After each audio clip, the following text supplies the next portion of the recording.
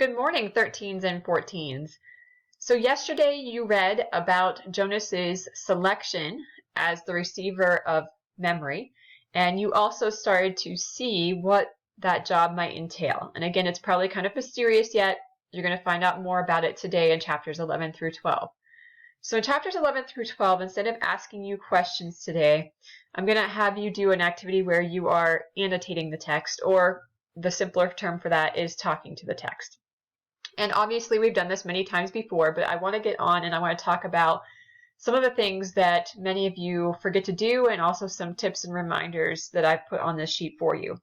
So as you read chapters 11 through 12, you're going to write your annotations with complete sentences again. And it says it again here, and I put it here again, just trying to get your attention with that. Make sure you do that.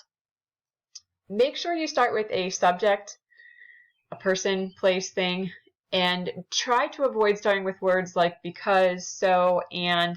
Those are typically words we use to connect sentences. If you are going to use one of those words, there are a few occasions where it's okay to do that. If you're using it as an introductory clause, so it's a clause at the beginning that you're introducing your sentence with and putting a comma after it and then putting the rest of your complete sentence, that's okay. But otherwise, just stay away from using because, so, and, that, those sorts of words at the beginning of your sentence. That's going to make them an incomplete sentence if you're doing that without making an introductory clause. And if you have further questions on that, please let me know. Okay, I'm obviously talking to you in this video now about how to do this, and there's directions on the charts below that you want to make sure that you follow those. Please proofread, run a spell check before you turn your answers. It makes it so much easier for me to read if I can actually understand what you're telling me. So take pride in your work. It just takes a quick second to run that spell check. And it is here, tools, spelling and grammar check. Just go through and do that real fast before you turn it in. It only takes a few moments. And as always, do not copy another student's work. This is annotations. This should be your thoughts, not your classmates' thoughts. I want to know what you are thinking when you are reading.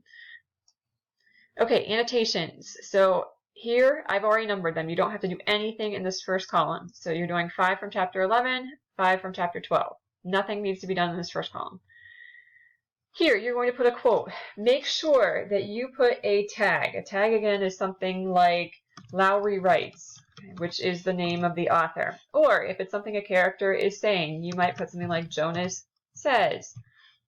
If they're super excited about it, you might put something like exclaims. Okay.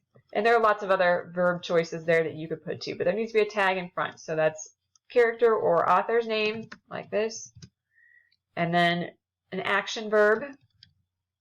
And then a comma. And then you put your quotation mark.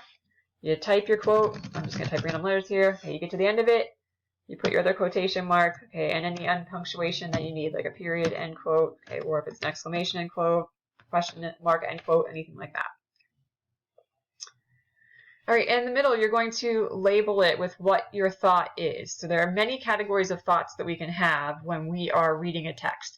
And I don't expect you to remember all those, so I put a chart for you at the bottom. This is not a chart that you need to do anything with. It's just a reference for you. So here are all the labels in gray that you can pick from. And if you don't know what those mean, there are definitions over here for what they mean. And if you're still confused, contact me. And then I want you to use at least 3 different ones of those for chapter 11 and at least 3 different ones for chapter 12. You can repeat a few, but you need to use at least 3 different ones because I want you to expand your thinking and to think about a variety of components in the chapters, not just one thing. I don't want you just asking 5 questions. That's not helpful. That's not going to help you understand the text. You need to dig a little deeper. And then over here, you're going to put your annotation. What is your thought? And please use a complete sentence or complete sentences. Sometimes you might have to use a couple sentences to explain what you're thinking about this quote that you put over here. So it's quote with a tag, okay, and page number, label, and annotation with a complete sentence. And about that page number, you can put that page number at the end. So we put our tag, we put our quote, okay, pretend here, okay.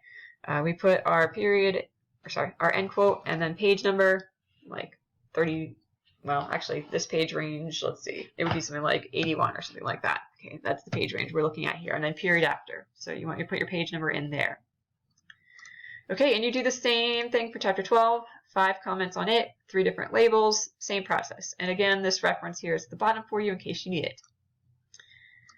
Okay, I hope that you enjoy chapters 11 and 12, and I hope that it makes it a little bit more clear as to what Jonas's selection is and what it means to be the receiver of memory. Have a great day, everybody.